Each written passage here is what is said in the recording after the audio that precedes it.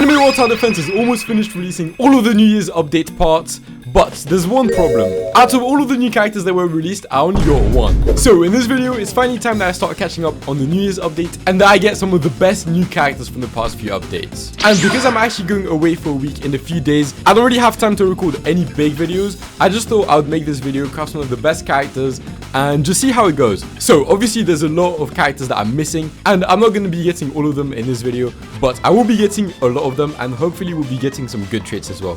And the first one I want to get is Immortal King Kess. So we're just going to craft him right now, and he is from part 1, and he's probably one of the best characters in the entire game, and he is definitely the first one that I want to work on in this video. So let's not waste any time, and let's just fully limit break him, and let's get him to level 100, and let's just see if I can get any good traits on him. I have 115 rerolls.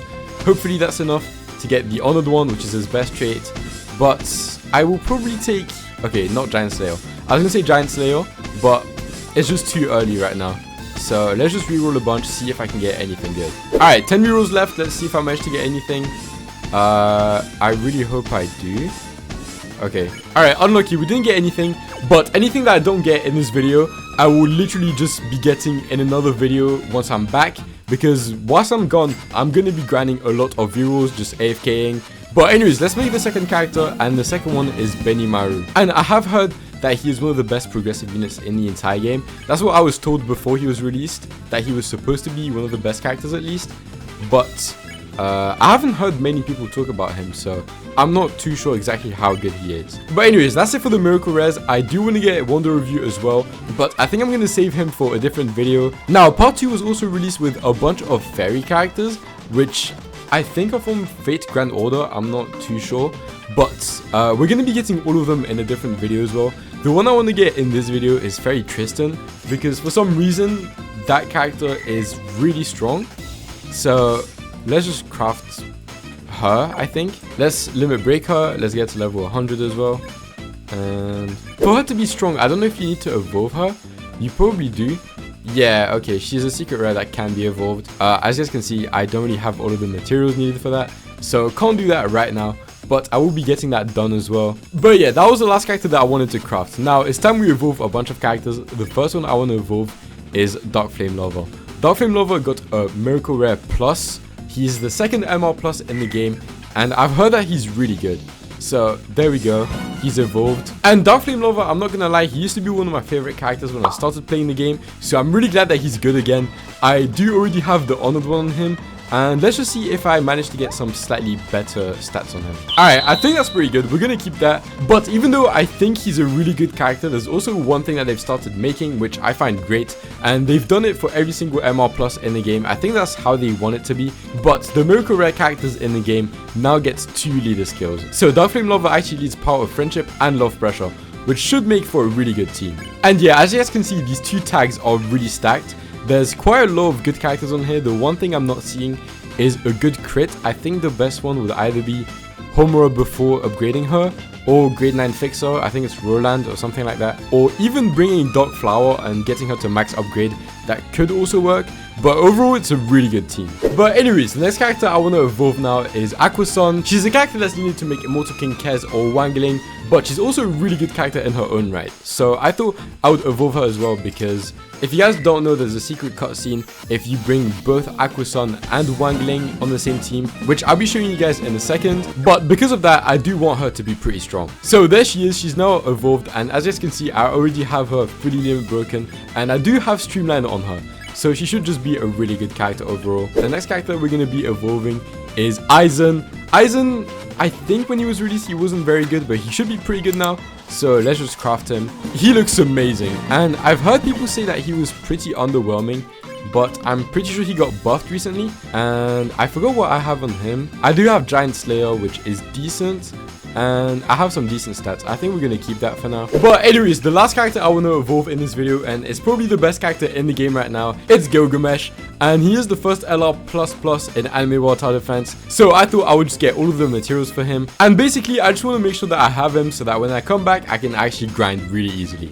So let's evolve him right now, and I don't know if they didn't do anything special. Okay, but this is how he looks.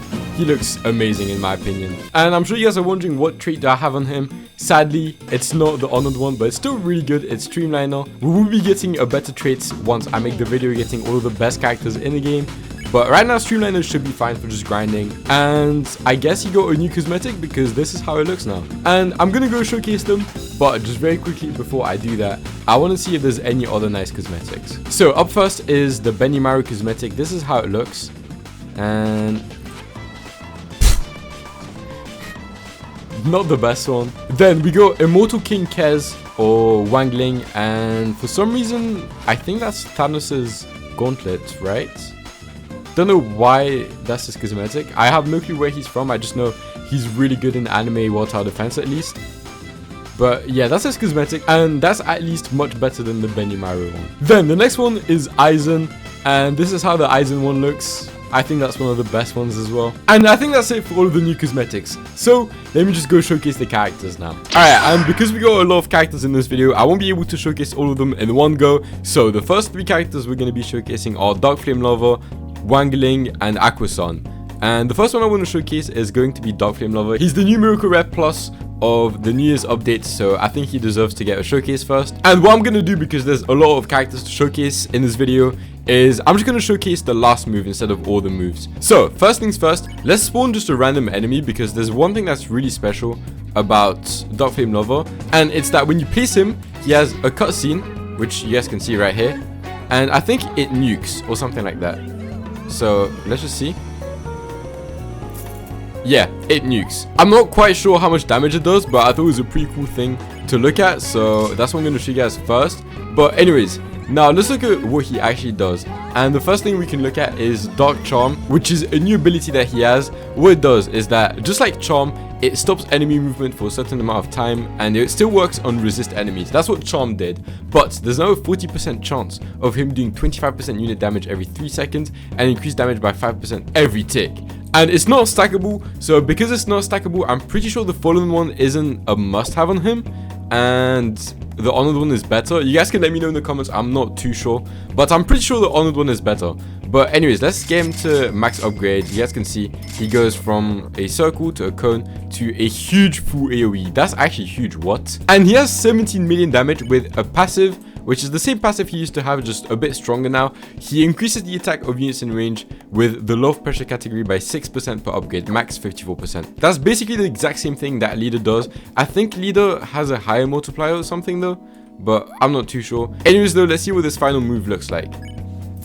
And yeah, this is how it looks. Okay, that's not too bad, but yeah, that's basically just what Dark Flame Lover is. There's not much new to him. It's just a huge upgrade on what his Miracle Rare already was. And yeah, he's just a really good character now. But the one I really want to focus on for now, and it's probably one of the best characters that I got in this entire video, if we don't include Gilgamesh, it's gonna be Wangling or Immortal King Kez. And what he does is he starts on Flame 2, then Vulnerable and Justice, and on final upgrade he is Void. Now what Void does is it gives superpower and it gives decay, which is pretty good. It's not the craziest passive ever, but it's still pretty good. It's much better than just getting superpower and nothing else at least. But the thing that makes him really broken, first of all, he has a terrible trait and he's doing 11 million every 8 seconds. Compare that to Dark Flame Lover, which does have the Honored one and still only doing 13 million every 8 seconds. Even though, to be fair, Dark Flame Lover is full AoE, that already tells you just how good Wangling is. But anyways, the things that make him broken aren't just that. We're gonna see just what his final move is, but then I'll talk you guys through what actually makes him strong. Oh wait, what is that? Okay, that's okay, cool. Anyways, what makes him broken is, first of all, he has Rewind Punch. So he can send enemies back, and the cooldown on it is 500 seconds, which is pretty normal. It's just a normal rewind ability.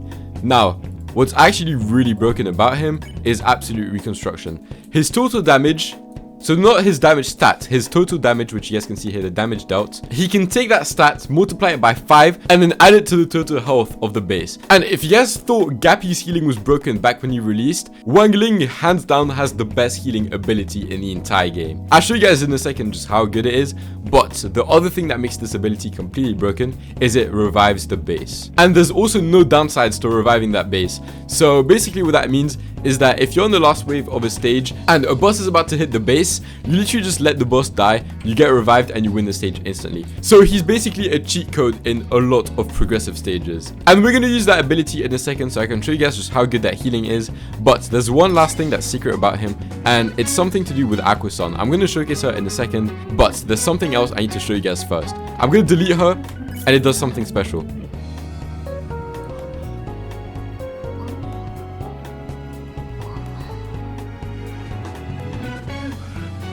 Yeah, it makes an entire cutscene. I don't know why the cutscene's not playing, but he's now completely lost his mind and he's doing 117 million damage for I think the next 30 seconds or something. So I'm just gonna spawn a bunch of enemies, let him farm some damage, and then I'm gonna use absolute reconstruction. Okay, it just ended and boom, he resets the world. I don't think this actually does anything. Oh, he does get his rewind punch back, I think. I'm gonna have to double check on the footage, but I think he might have gotten his abilities back. And yeah, that's basically what he does. He's really strong. And now that I've farmed quite a bunch of damage, just press absolute reconstruction. And as you guys can see, the base now has 72 billion health. You can only use it once per match, I'm pretty sure. Yeah, there's an infinite global cooldown. But what that means is, I don't know. Let me just put 100 speed and make a 75 billion HP boss. Alright, so this should be a 75 bit. Yep. He's gonna hit the base, dies, and we just get revived. And the base still has 72.5 billion HP. So technically, even though the heal did 5 times the total damage that he does, it's technically 10 times because you get that health back twice.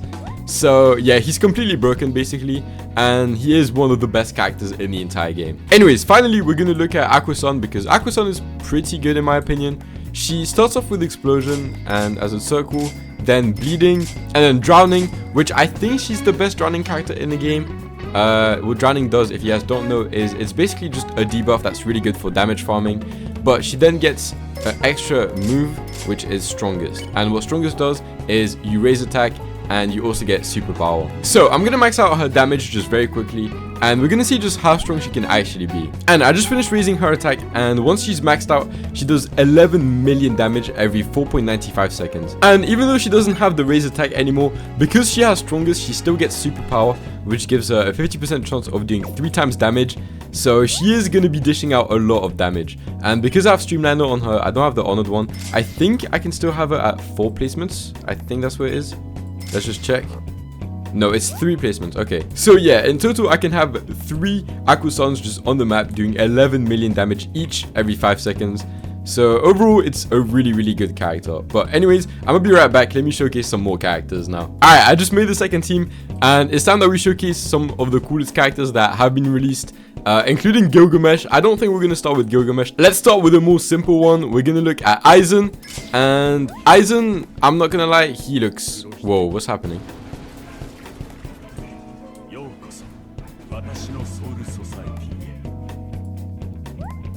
What? I didn't know he had that. Wait, does that do damage? So there's a 100k boss right now, and let's see if that... Yeah, I think it does do damage. Anyways, let's look at his abilities, and I think he's just a massive superpower character. I think that's his whole thing. So let's start upgrading him, and let's just see. So wait, he becomes full AoE pretty early. What? Then he goes back to a circle. Okay. And is that his final? Yeah, that's his final move. Okay. And he does have a passive, so let's see where it is. The closer the enemy is to this unit, the slower it gets. So he just has a built-in slow. And massive superpower, in my opinion, is one of the coolest abilities in anime World Tower Defense. It's so good for progressive. But when they released Aizen in part 1, he was really expensive, and so no one used him, but they lowered his price. So he should be a really, really good character now. And just to show you guys how good he is, I'm gonna spawn to a 100 million health boss, and we're gonna see what his ability looks like. This is how it looks. Okay, and in 4 hits that boss died. Now I'm gonna change the color of the boss. He is purple, so we're gonna make a light boss, or yellow, and I'm gonna spawn him. You guys are gonna see just how much damage he's gonna do now. 1 hit and 2 hits. So Basically, what you need to do is if you want to use Aizen, you just have to bring him against yellow enemies. And then he's going to start shining. But he does have really high damage and a pretty decent passive. So even if you're not going against yellow enemies, he is going to be a pretty good character. But yeah, that's Aizen. I would say he's a pretty straightforward character. I'm not too sure how good he is now that he got buffed, but he should be a lot better than he used to be at least. Then the next character we're going to look at is finally Gilgamesh. He doesn't have any cutscene when you place him, huh? But yeah, I don't know if you guys can see that, but on placement he's doing 4.33 million damage every 8 seconds. And he only costs 5,000 to place. And he gets immense darkness, which gives despair, nullify, and superpower. So what that does is that it increases the amount of damage he does. He also slows. All the enemies also become ground type, and on top of that he gets superpower. So if you guys thought the 4.3 million damage was really high on placement, he does have a 3 times multiplier that he has a 50% chance of hitting, and he increases his own damage as well. So I'm just going to spawn a 100 million enemy HP, and I want to see just how quickly he deletes it. So he just got placed, by the way. This is on placement. He does 5 million per hit. Wait, no, he just... Wait. Yeah. I don't know if you guys can see. When he does 20 million, that's the superpower kicking in. So yeah, 5 million damage on the hit. And if he does proc superpower, it becomes about 15 million. And I'm not sure how he works at all. So the first thing I want to do is just max him out. See if he gets any new moves. Okay, it doesn't look like he does. He did get 2 extra moves. I'm not too sure what they are. But I'm guessing all of these are different moves. And I'm just increasing his damage. Okay, 50 million every 7 seconds. Wait, what? What? Wait, how much did he cost to max out? Was that about 1 million? It has to be at least 1 million because this is insane. But anyways, which one are we... Okay, we're using King Treasure Dainsleaf right now. Then there's Enkidu, Merodach, Halberd, Egalima, and True 9 Lives, which are all different attacks, I'm assuming. So this one changes his move to time stop. What does that do? It's still a circle, okay. And what, he can just time stop? It is a different ability though. Okay, so he does have different animations for each treasure then. Let's see what Merodach does. Wait, we could just check. Move to Justice. Oh, nice. Okay, let's see what this one looks like. Wait, what? Is it not? It's a full AoE. Wait, no, it's a line. Why can't I see the line? Okay, that's weird. Let's look at Halberd now. Change move to Unbreakable. And here he's Unbreakable with still a line AoE apparently. And what that does is he gets resist and superpower. So it's kind of the same thing as Dainsleaf. But instead of him being the one debuffing, he's instead immune to debuffs. And it's also a line. So let's see what this one looks like. Wait, no, that's not a line. Right? No, it's a circle AoE. Okay, that makes more sense. It does look pretty cool though. Nice, okay. And finally, the last one is King Treasure True 9 Lives. Let's see what this one looks like. I think that's his best one. He should become a full AoE. Let me just let him attack. Okay, cool. Yeah, he's now full AoE with crit and bleeding. What crit and bleeding does is he has, first of all, he gets crit and it's an 85% chance. And whenever he crits, he inflicts bleeding on top of it. And bleeding is actually one of the best damage over time passives that they could have added to this, because the way bleed works is that it doesn't stack. So the fallen one doesn't really have an impact on it. So because he's a character that can only get the honored one or streamliner, that's basically perfect for him, because the honored one is the best trait for bleeding characters in general anyway. But anyways, let's look at the 2 new things that he got. V-Mana and Enuma Elish. So the first one is V-Mana, which is just base protection. That's pretty cool. Let's see if there's a cutscene. I'm assuming there is. Oh, okay, it's just down there. Wait, I want to see what it looks like. Just a circle. Okay, I do like it though. That does look pretty nice. And finally, Enuma Elish. He deals 10 times his total damage to all enemies and then resets his total damage. Requirement 2.5 billion total damage. Okay, and of course it's going to be 1 use. That, if you guys are wondering, is the strongest nuke in the entire game. The only one that can even just compete is the Gappy one, because the Gappy one is just, it straight deletes the enemies. It doesn't care about how much health they have. It's like a percentage. But in terms of just how much damage can be done in one button, Enuma Elish is the strongest one by far. His old nuke was only just his total damage times 1, I'm pretty sure. This one is times 10. So even in progressive, if you do manage to get this in progressive, you can literally just delete anything. It's kind of like when people would bring Ichigo Dangai into the Rumbling. because he has like a nuke that you can just do as much damage as you want basically. He has that just built in, and you don't need to pre-farm stages and damage. You literally just bring him and he can do exactly what Ichigo Dangai does. So I'm gonna farm some damage, and I want to see just how much damage he can do. Oh, and by the way, if you guys were wondering what the attack looks like, this is how it looks. I'm not quite sure what it's supposed to look like. I've only watched Fate Stay Night, and I don't remember him doing anything like this, so I'm not sure. I've heard people say that the fairies are from Fate Grand Order, so I'm assuming this attack's also from Fate Grand Order or something like that. But yeah, anyways, now let's spawn. This is gonna be really specific, but let's spawn a 370 billion enemy boss. So as you guys can see, there's a 370 billion HP boss right now, which normally literally no one could ever kill. You guys can see Gilgamesh is one of the best DPS in the entire game, and he can't even put a dent in this boss's health. Now I'm gonna press one button. You guys just watch this. Gone. It's just gone. And actually, let's look at the animation as well. This is insane. Please don't be loud. Okay, that's not too bad. Yeah, this is how it looks. This is what he does, and he's the best progressive character in the entire game. There's no debate, he just is. And he is also one of the best, if not the best unit in the entire game. But finally, let's look at Benimaru, because Benimaru is a character that was hyped up by the devs themselves. They said that he was one of the best progressive characters in the entire game, so I do want to see how good he is. Right now, I have precision on him, which is a really terrible trait, but if he turns out to be good, then I'll try and get some good stuff on him. For now though, let's see exactly what he does. So he starts as a Flame 2 character, which is nothing crazy.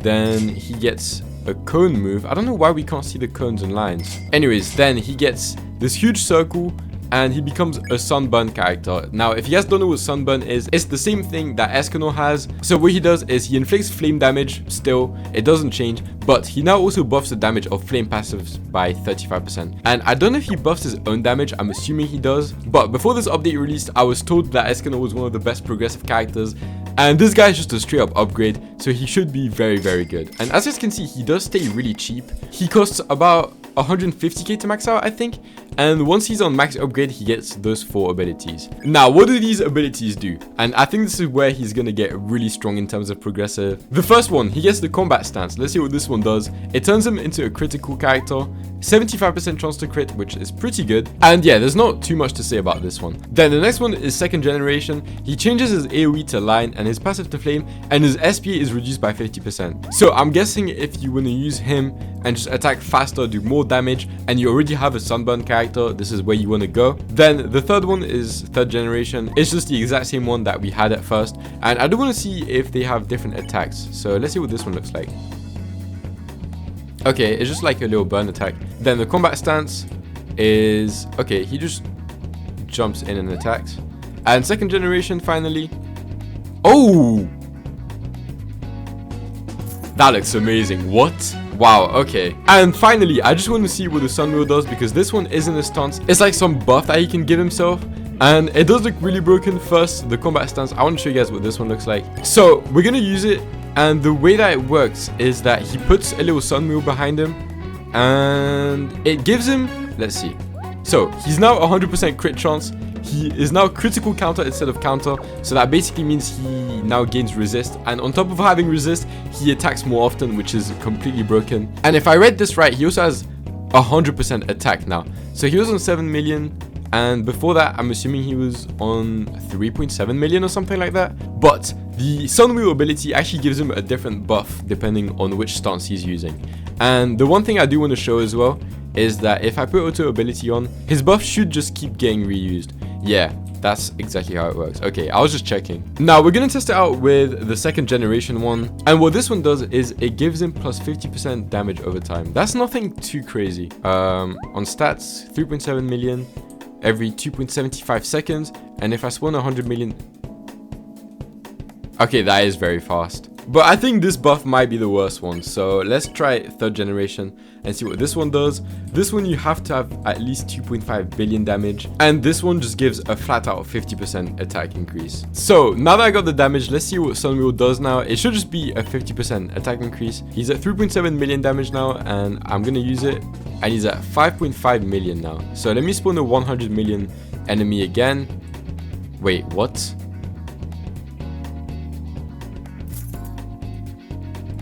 That was pretty quick. So yeah, they're all pretty good, and I'm trying to figure out which one's the best one. If I had to say, I would probably put 2nd generation as the strongest one. Flame 2 is slightly weaker than Sunburn, but because he does attack just that much faster, I do think that if you manage to build a team around it, so like just bring Escanor basically, he should be going pretty insane. But overall, if you look at everything he has with combat stance and the Sunwheel, we end up with a character that has both critical and resist. And then if we look at the other ones, we have a really broken damage over time character. So he is definitely going to be a really good progressive character, but one place that I think he's going to shine in especially is the Abyss. I'm not sure exactly what teams he's on. He's at least on Master Technique because this is the team I brought. But depending on what teams he is, you could definitely make a really good Abyss team. So to me, he definitely looks like a broken progressive character. But anyways, that's going to be it for this video. I just wanted to make a quick video catching up, and in my next video, which will be in about a week or 2 of this one dropping, I'll be making all of the new characters completely broken. But for now, that's it for this video, and I'll see you guys in the next one. Bye.